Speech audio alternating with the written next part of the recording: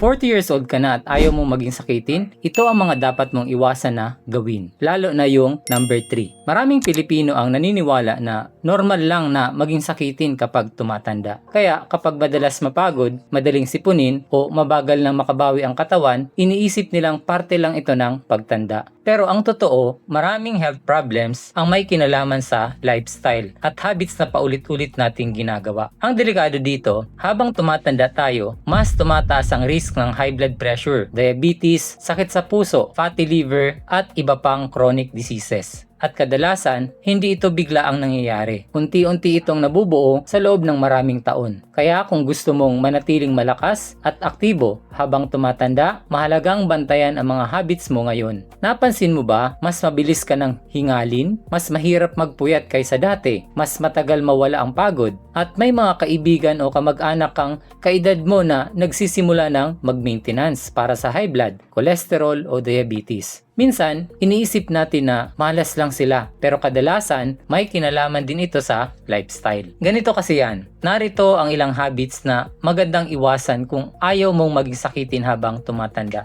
Number 1, kulang sa tulog. Ayon sa mga pag-aaral, ang chronic sleep deprivation ay maaaring makaapekto sa immune system, metabolism at overall health. Number 2, laging nakaupo. Kapag kulang sa movement ang katawan, tumataas ang risk ng obesity, diabetes at cardiovascular diseases. Number 3, sobrang matatamis na inumin at iba pang sugary drinks. Maaari silang mag-contribute sa weight gain at blood sugar problems. Number 4, paninigarilyo. Isa ito sa pinakamalaking risk factors para sa sakit sa puso, stroke, cancer, at iba pang seryosong sakit. Number 5, pagpapabaya sa regular check-up. Ito ang isa sa pinakakaraniwang pagkakamali. Maraming Pilipino ang nagpapasuri lang kapag may nararamdaman na. Pag-usapan natin ang mga practical tips. Ito yung mapapayo ko. Number 1, matulog ng maaga at sapat gabi-gabi. Number 2, maglakad o mag-ehersisyo araw-araw na may kasamang pagpapaaraw. Number 3, kumain ng mas maraming gulay at prutas. Number 4, uminom ng sapat na tubig. Number 5, magpa-check ng blood pressure, blood sugar at cholesterol kahit wala pang simptomas. Minsan, ang pinakamagandang gamot ay prevention. Hindi ibig sabihin na kapag 40 years old ka na ay magkakasakit ka kaagad. At hindi rin ibig sabihin na huli na para baguhin ang lifestyle mo. Sa katunayan, maraming health experts ang nagsasabing kahit maliliit na pagbabago ay maaaring magkaroon ng malaking epekto sa kalusugan sa paglipas ng panahon. Kung may kakilala ka na ayaw din maging sakitin, i-share mo ito sa kanila.